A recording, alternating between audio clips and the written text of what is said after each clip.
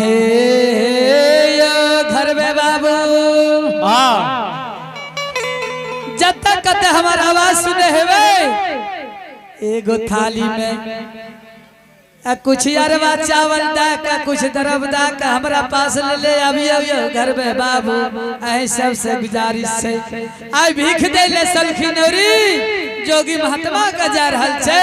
और आइए आप हैं संत श्रोमणी शंकर यादव का पोता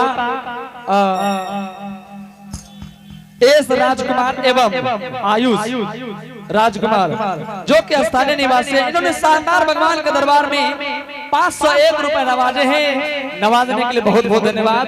इनके घर में विद्या के भंडार हो, धन संपत्ति अपार हो, विद्या के भंडार हो। जय हिंद जय भारत।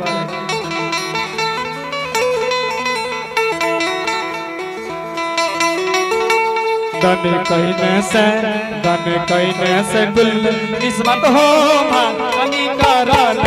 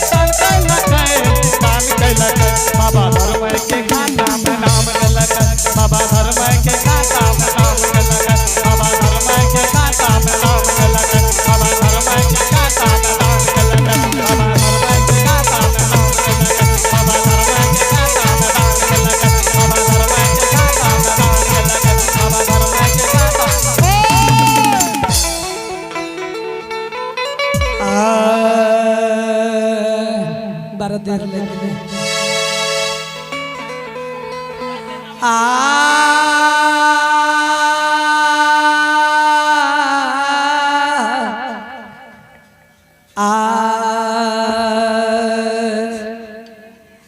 भिक्षा मिलेट छे आहा सबके एक पद एक गोसावन हमरा शिवान से सुनियो।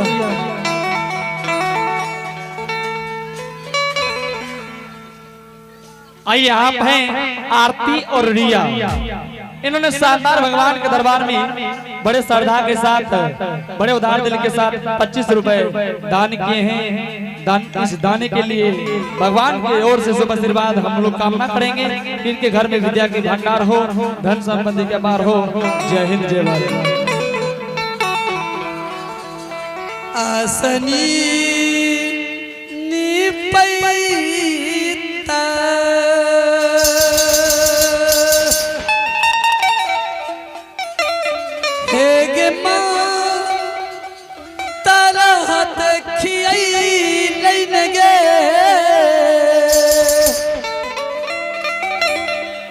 देवी माँ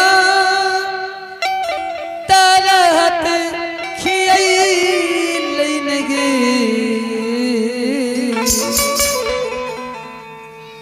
माता गई धूपा दीपा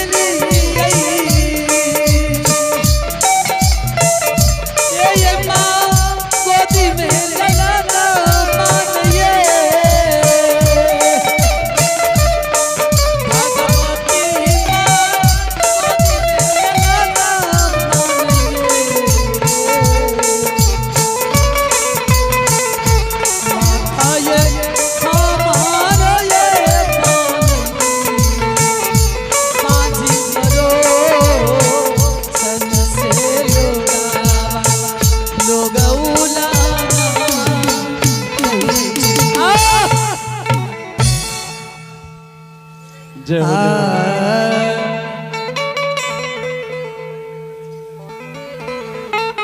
और आइए आप हैं संत शिरोमणि गुलशन कुमार, इन्होंने शानदार भगवान के दरबार में 5 रुपए दान किए हैं, इनके लिए बहुत बहुत धन्यवाद। जय हिंद, जय भारत।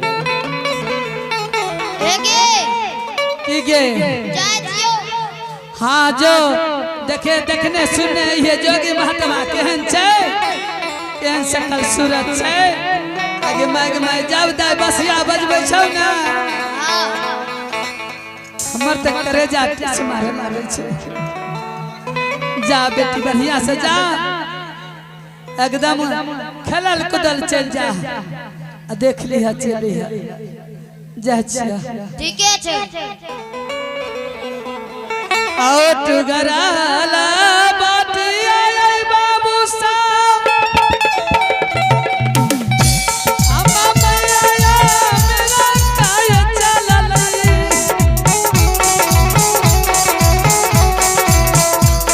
खाली बेलिया बाबा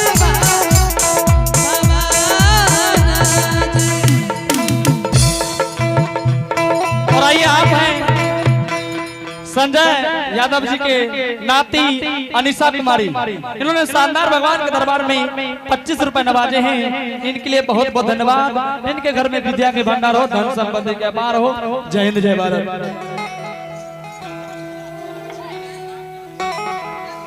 हेलो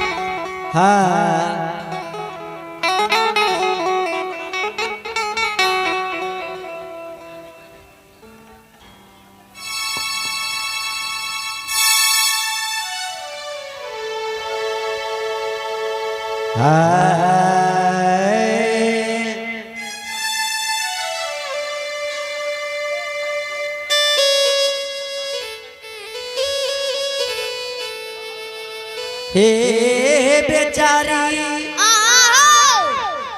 तोरा घर में कोई गार्जियन यार नहीं छ ना छो बेचारी हाँ ये महल के रानी हाथ से भिक्षा लिखई है की भले से हम हाथ में गोल फूट गला बेचारी एहन भाषा किया निकाले छो तो एहे तोरा यार के अभी सूद बाद नहीं भेलो ये तैं से तोरा हाथ से भिक्षा नहीं लिखे छे तब ककरा हाथ से लिखे छो ये महल के रानी हाथ से भिक्षा लिखई है ए हो हाँ दैया तोरा सन के कत्ते जोगी गेले कत्ते एले सब को हम ही देलिए भी हे दैया उ सब जाने छ कौन जोगी हेता कौन उ सब नकली जोगी हेते आ तू असली छो हम असली जोगी छिए तो हमरा हाथ से नहीं लिखता हरांगा ढांगा से लागई जगिया आहे रागा धागा से आगे सदैया रे आए सलाखी है ना ओलिया है राजा आहे साला की है ना परिया गेला कैसा अब गुरु मोरा लिखे दैया रानी हाथ यद गुरु मोरा लिखे है दैया रानी हाथ ठीक दैया हां गुरु बाबा हमारे महल के रानी हाथ से भिक्षा लिखी है ए हो हाँ दैया की कहे छै हमरा हाथ से नहीं लिखे छै हे ई कथि छियो ई दैया सरंगी छिए ए पीछा में कथि छियो पीछा में गुदरी पुराण छिए कथि करे छ गुदरी पुराण गुदरी पुराण जमा करे छिए ए हो हाँ भीख नहीं लबतो ए दैया हां गुरु बाबा हमर रानी हाथ से भिक्षा लिखई है तोरा हाथ से नहीं लिखे छे ठीक है